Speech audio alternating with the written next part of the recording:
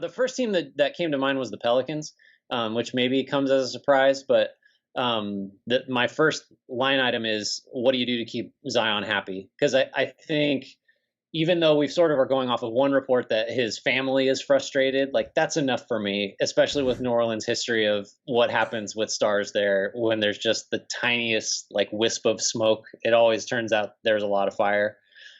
So you have just all these things to consider. You just fired your coach after 1 year. You have Lonzo Ball's restricted free agency.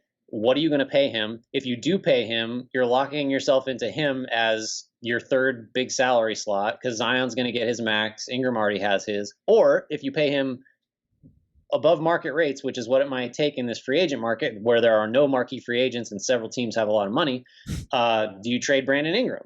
So there's those three things that are all kind of like tied together. Plus, can you do anything to get rid of Eric Bledsoe and Steven Adams, which like you're just Steven Adams shouldn't even be on this team. I love Steven Adams, but shouldn't be on this team. Certainly should not have gotten an extension. And certainly not for 2 years and $35 million. Certainly double. Good for him, by the way. But yeah, no, great. Get your money. He seems like an awesome guy, like probably one of the better people and more interesting guys in the league, but he's not helping them.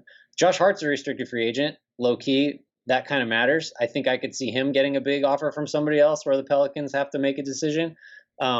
And then sort of in addition to all that, if there's a team that has the ammo to make a really big like Brad Beal trade offer, the Pelicans basically control the Lakers and Bucks drafts for like the next half decade, and they have their own picks. So if you want to throw 57 first rounders in plus Brandon Ingram plus whatever into a deal for a star, like that's on the table too. They can put an offer out there that's going to beat almost anybody's. So their war chest is like overflowing.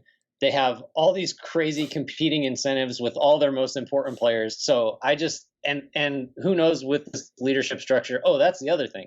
The last thing is David Griffin has to know that if he doesn't get this right, like he's gone because they just fired the coach and the next step is always the decision maker above him. So there's a lot happening with New Orleans. I think they're kind of a tinderbox that could be really exciting this offseason.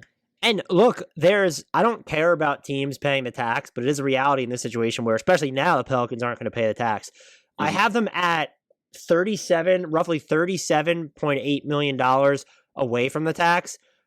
The restricted free agent cap holds of Lonzo Ball and Josh Hart are about 37.5. And so if you believe that they could get 37.5 between the two of them, I'm not ruling it out. If someone tries to throw Lonzo, his max is 27.5. If someone throws him, $20 million a year, like, or 25 million, then yeah, you're going to get like there. So you're all of a sudden going to be grappling with the tax. And what do? Are you going to give up draft equity just to get off of Steven Adams or Eric Bledsoe? Because you're not really in a position to do that either. That doesn't make you, are you a better team if you just get rid of Eric Bledsoe or Steven Adams? Maybe, but it's marginally. Like, there needs to be a talent acquisition happening here. And I just don't know how they do that. Maybe there's a trade where if you include enough draft equity, you can also get off one of those contracts. I think everyone would still point to Miles Turner would be an ideal fit for a team like this. But yeah, they're absolutely interesting. I just wonder if, and I would imagine he does now. David Griffin has the guts to make let's say if Dame becomes available or if Bradley Beal becomes available. I don't know if Zach LaVine would do it for them. He would be interesting here, but like, I don't know. The fact that you're now kind of on the hot seat, you're probably not going to care as much about all those, the Lakers 2024 pick with the right to defer to 2025. You're not going to care about those distant Milwaukee swaps because you're on such the hot seat. So maybe they are right there to make the bigger move. There's also the, you mentioned the tinderbox aspect of this. What if they just like don't let Lonzo Ball leave and they didn't get anything for him? I assume that that's not on the table because then you trade him at the deadline. At the same time, as I just mentioned, would it be outside the realm of possibility to see the Knicks be like, hey, here's 25 million a year? I don't think they should do that, but I think they could. And functionally they could. They have the cap space, but like, I just don't think that's outside the realm of possibility. And so what do? Do you just match it and then hope that that's a tradable contract later, or you cut costs elsewhere? There's a lot of moving parts here. And my guess would be that both, like one of Josh Hart or Lonzo Ball is probably going to leave unless their markets somehow crater and are lower than we expect. And so you might be losing a really good player. And that's just, it's a very combustible situation they're in because they still haven't made the play-in tournament. This was a team on paper where they were supposed to at least compete for that. So here's sort of a weird paradox that they have to deal with. Like, I think the Zion thing gives them an immense amount of urgency, right? Because they disappointed, and he clearly, to me, looks like a franchise cornerstone superstar. Like, he's ready to be very, very good right now. So there's urgency, but there's also this idea that just kind of occurs to me that, like, we just talked about Devin Booker, right? Devin Booker's 24. I think maybe like for the first 4 of the 6 years of his career, we were kind of like, I don't know. Like, but guys get better. And the guys on this team that are good are very young. So if you had the luxury of patience, you could assume that a new coach that the players actually like might get a little more buy-in defensively and otherwise from Zion, from Brandon Ingram, from Lonzo if he stays.